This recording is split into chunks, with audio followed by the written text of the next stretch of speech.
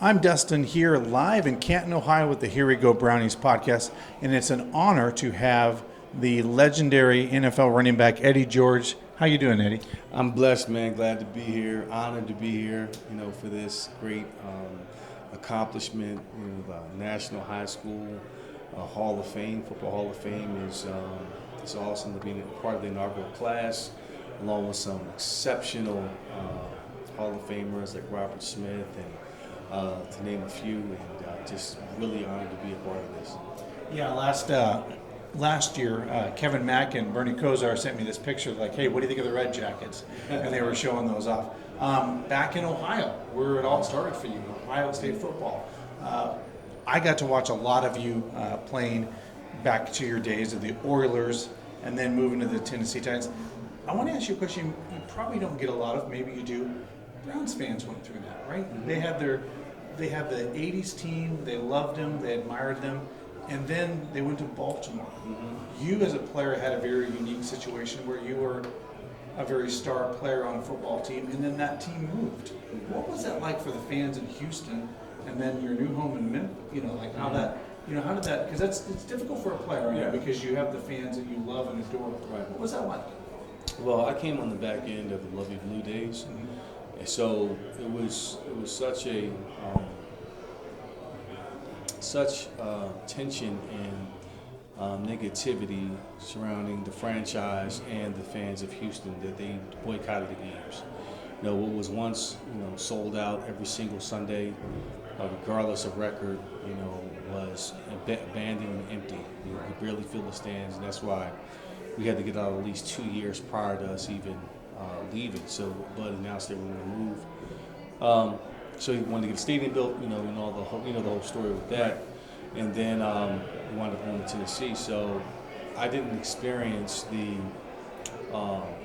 that passion, that pageantry that was around the franchise as a rookie. Sure. It was tough. And it was really a distraction. It became a distraction for our team. We weren't as successful on my first 3 years. Certainly with the Memphis, same thing.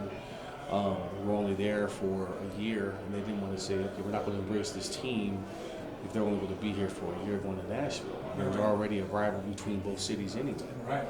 So it wasn't until 2000 until we got the stadium, and then that's when everything came together. But for both fan bases, you got to figure that a passionate fan base, a loyal fan base like the Houston Oilers, there's still fans out there that love the Oilers. It was tough for them. That's what it's like. And I think you see that today with the Texans, right? Mm-hmm. They really rallied around that football team down here in Houston. So I asked this question of Eric Johnson. Growing up, obviously Jim Brown's from, everybody loves Jim Brown and looked up to him as a running back, and he kind of was the stalwart in the National Football League. Who did you look up to, high school and stuff, and who did you want to emulate your play after as you went into your, in college? Well, when I was a kid, I loved all of them. It was Jim Brown, it was Hugh McElhaney, it was some of the great Motley. Marion Motley. Am I saying that right? Yeah, Marion Motley. Marion Motley. I studied those guys growing up.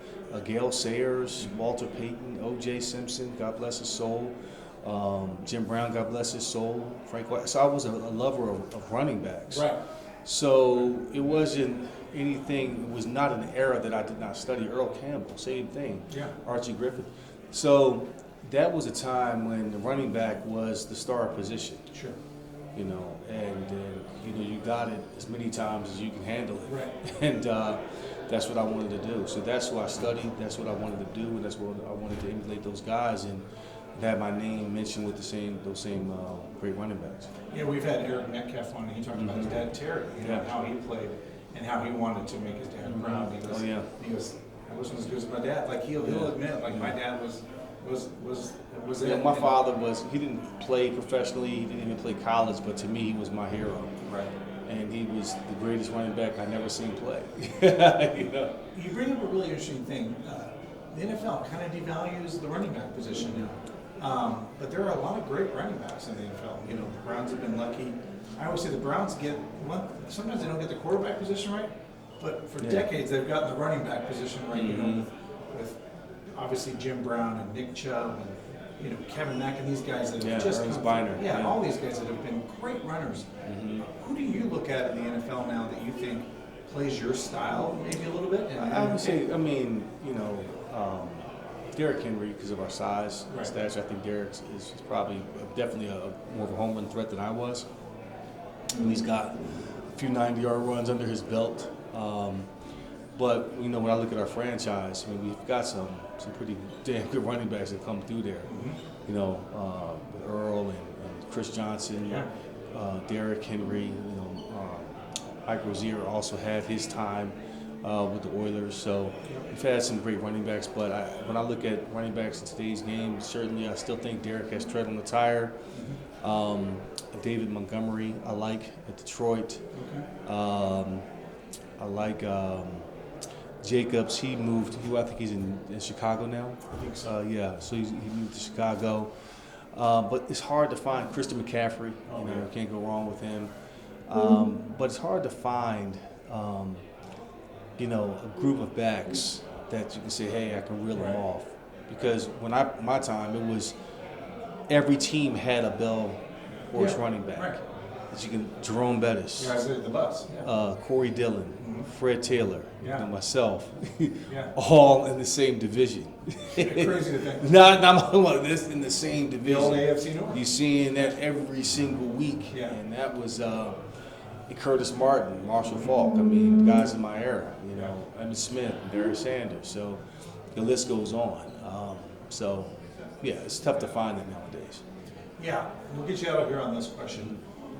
A lot of people don't know, Eddie George post football. What are your passions now? What do what is important to you?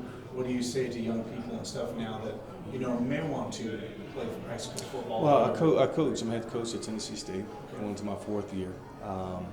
So that's my passion now, is teaching, and not just teaching football, but teaching life lessons, teaching habits, teaching to be vulnerable, teaching to step outside of your comfort zone, teaching to think and grow, and to think and dream big, and to go after that, go after whatever scares you. I've done a lot of different things since my playing days, since I hung up the cleats, and that's going from entrepreneurship to entertainment, from acting on Broadway to being in television and TV shows and movies, and got my master's in business, and I started my wealth management company, and now I'm a head coach. Crazy? Yeah, it is. So But- it's all prepared me for this. Yeah, So like you said, you have that passion still to teach, right? It's just, Absolutely. I always say people have that in them or they don't, and they just want to teach and bring up good people. Well, thank you, appreciate it. I appreciate and it. welcome back to Ohio. Thanks a lot. I appreciate All right. it. Thank God you. bless. God bless you. That's good.